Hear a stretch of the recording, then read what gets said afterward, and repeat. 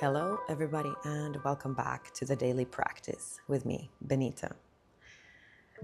So, today's episode is the final part of a 9-part series about the 8 limbs of yoga as described by Patanjali in the Yoga Sutras of Patanjali. So, as this is a series, feel free to go back and listen to the 8 previous episodes to get a full picture of all the 8 limbs of yoga. If you don't feel like doing that, but you're interested in today's topic, which is Samadhi or union, kind of the ultimate goal of yoga, then feel free to just listen to this as a standalone episode also. And yeah, just a little bit of housekeeping. How you can support this podcast is, of course, subscribing on whatever platform you're listening on, leaving a comment if it's on YouTube. Please do also consider leaving a review, and of course, share this podcast with anybody who might find it of benefit.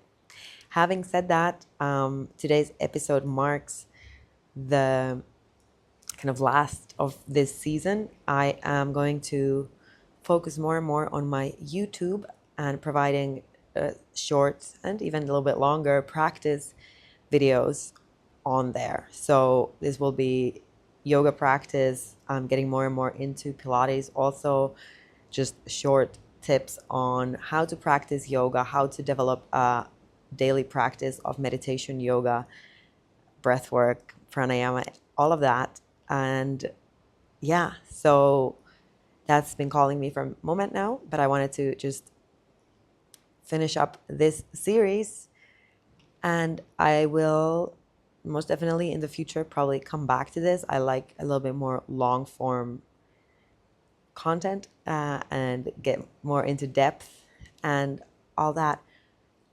And probably I will in the future, when I get back to the podcast, have more or start having guests on to talk about these different topics. So it'll be more of a dialogue. And yeah, so that was just a little bit of so-called housekeeping, but let's start about Samadhi. Like I mentioned in the short intro, Samadhi means something like union, liberation, or, divine connection and some kind of, I guess, enlightenment type situation. What is actually said in the Yoga Sutras? In Patanjali's Yoga Sutra 3.3 is a stad evarta matra nirbasam svarupa sunyam iva samadhi. Translation. A translation. Remember when we talk about ancient or a little bit older Sanskrit or other texts, spiritual texts, there are often a lot of different possible translations or interpretations. So this is one. When only the object shines forth as if devoid of self, that is Samadhi. So this could be interpreted as Samadhi is somewhat of a complete absorption, where the distinction between the observer and the observed dissolves. You could describe this as some kind of ego death or dissolving the ego to the greater self, to all life. And of course, yeah, we're going to get into the practice of this and the experience, but just as a note that this is achievable in multiple different ways. Yoga, this yogic practices is just one way of experiencing samadhi, and I think a lot of people might have been able to access the same state of consciousness and awareness through certain molecules. I'm talking about psychedelics, and for me, for sure, substances such as LSD and also to some extent in a different way ketamine have produced these kind of states of complete dissolution, or dissolving rather of the ego structure, and there's like just oneness or suchness, or an experience of the experience itself without any abstraction of the ego. Okay, so this can be once again contrasted with Christianity, and specifically in Christian mysticism there's talk about union with God, unio mystica or unio divina, I guess you could also say. And for instance, Christian personages such as Teresa of Avila, John of the Cross, describe these states of ecstatic union. And perhaps we could contrast it, however, this Christian idea or concept of union with God is as a union with a personal God. Like we say that as humans are the image of God, so that in Christianity we conceive of the divine or God as a person, whereas in yoga it's a union with Purusha, or so-called pure consciousness. But there is definitely this overlap or similarity that both traditions describe this kind of state as a peace, bliss beyond words, that it's an ineffable, undescribable suchness and union that is hard to put into words, right? Okay, well, let's get back to the yogic tradition and let's talk a little bit about the different types of samadhi. So there is Savikalpa Samadhi, which is called with seed. And this is the kind of state of union of oneness where some thoughts or mind objects might still be present, but it kind of transcended those. And then there is Nirvikalpa Samadhi in contrast, which is without seed, and it's this so-called pure awareness with no thoughts at all. And one could say that Savikalpa Samadhi is then potentially easier to attain, and I can for sure know that even, so to say, just through meditation practice, I've achieved a state where there is, definitely no me, there's no time, and there's just an awareness of the now.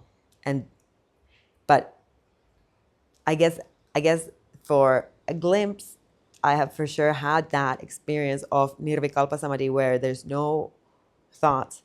But then for me often, or when it has kind of like emerged through meditation practice, has been for me difficult to stay in that pure awareness, because then I become aware of the awareness and then start thinking about what is this situation, and then you become aware of the thoughts, and then shortly after, if you don't allow those thoughts to just be a part of it and now start thinking them, then the experience kind of transmutes back into regular thinking consciousness. And then finally we have a thing called Sahaja Samadhi, which is a natural abiding state which can be integrated into daily life. It is a certain kind of mindfulness and kind of this constant awareness of the unity of all things and all life, and just seeing oneself as a part of the flow of life. And that is distinct from like a peak experience, let's say through meditation and or certain entheogens or psychedelics, however you want to think about them. So Sahaja Samadhi, state of integration. You're going about your daily life, but with this conscious awareness that everything is actually one. When or where might you have experienced these states just in your regular daily life, where you're kind of reaching some kind of trance state through music, prayer, love. Making love is, of course, a kind of a gateway to Samadhi also.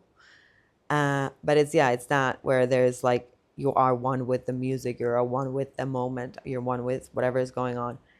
And there's no thought of the self or self-consciousness.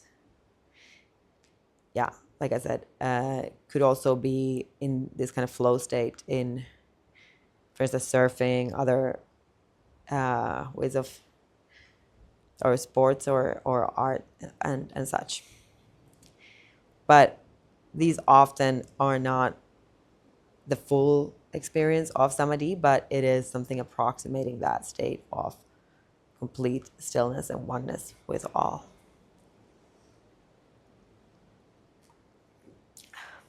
Why is Samadhi important?